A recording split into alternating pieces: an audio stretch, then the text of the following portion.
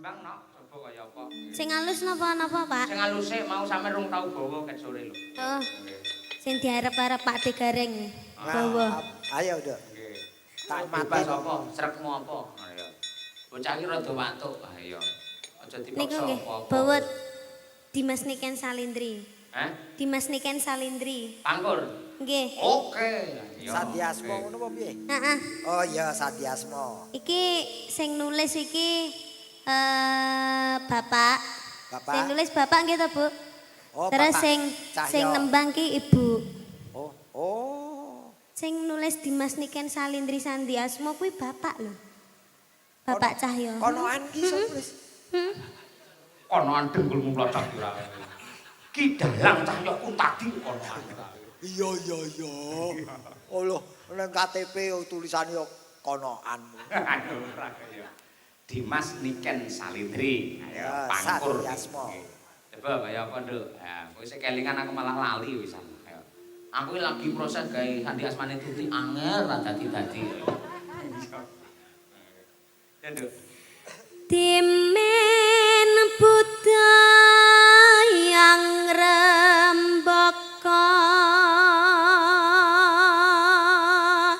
Mas. masih nangling cahyane raka eksi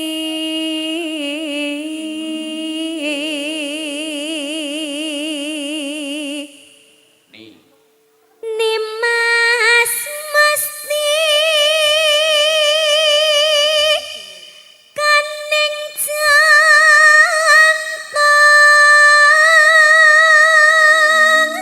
Kan.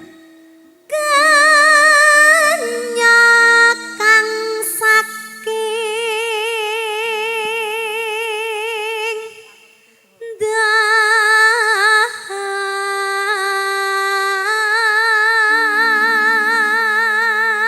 Penyo saka Ndawa tegese perawan saka Kediri. Kediri. Heeh. Sa. Salawi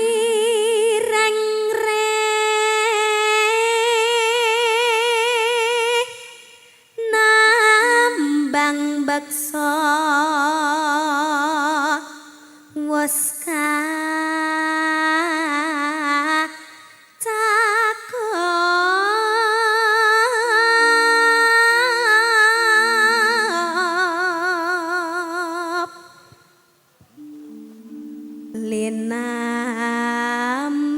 linambaran jiwa tama Terakhir Dri. driya sumarah mring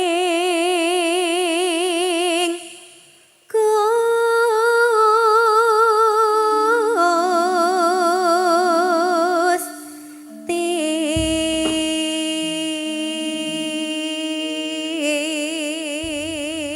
Nyuwun tepuk tangan Bapak Ibu dumateng Niken Salindri yo luar biasa. Apal to Nduk sampean lagune kuwi? Wah niku favorit kula ya Pak. Lho, Nek lho, dikengken ya, bawa niku kula teng pundi-pundi mawon dalange siapapun kula bawa niku. Apa iya? Ora pengen mene royalti ning aku ngono. Ya Allah. Royalti ora kudu duwe. Lah napa, Pak? Lah bapak lek anu Bapak nyuwun napa to, Pak? Bapakmu ki royalno ngono lho. ora.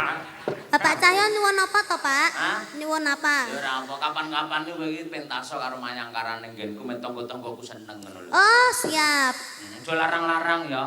Pun khusus jenengan gratis, Pak. Engko bintang tamu ya Pak Di Gareng. Pak, aku gawekno sik to. Niku nek campur sari mayangkaran niku mboten nusan damel dagelan niku pun gayeng kok, Pak. Oh, to. Nggih, estu. Tanpa pelawak wis gayeng. Nggih, sudah. Aku nyapu-nyapu ya iso kok. Nyapu Oh, apa? anggere kancane katut entuk rezeki kok kowe. Aku gawekno ku lho. Sadi apa kuwi? Sadi Sandi Asma. Kok Sadi Guno. Sandi Asma. Asma ki ra megeh-megeh. Sadi Asma. Lah wis tuwek kok. Loh. Lu justru sing tuwek ki biasane ditembangke Sandi Asma ngono kuwi dadekke dalange saya kuncara. Oh iya, brimob malih. SK. SK. Maksudnya apa nak Cahyo? Apa nggih, Pak?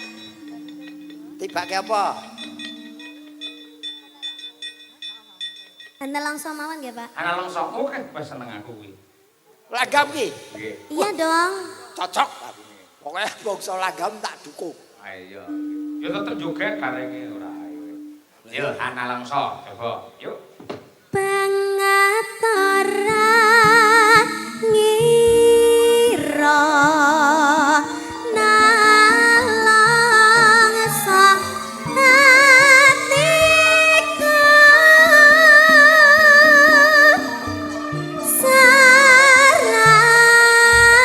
sarawengi kang ado papane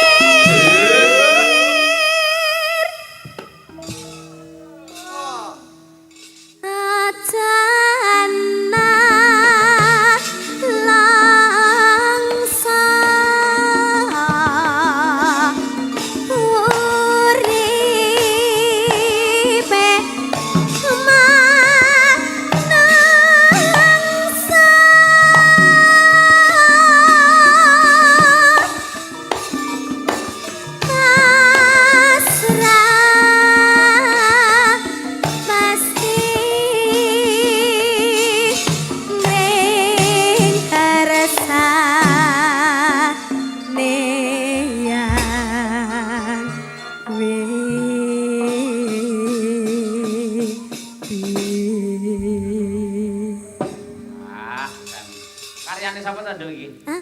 Karyane sinten? Mboten ngertos, Pak. Wah, Mbah Narto Sabdo. Narto Sabdo. Wah, elok tenan. Aku yo gumun ya nyatase bocah iki rung lair lagu iki wis di gawe ning yo dheweke isih mersudi kepengin iso. Nah iya. Malah zaman saiki sing lagi hit-hit malah tembang-tembang lawas kuwi lho. Lawas. Nggih. Ngono nek ada ngono lagi hit meneh.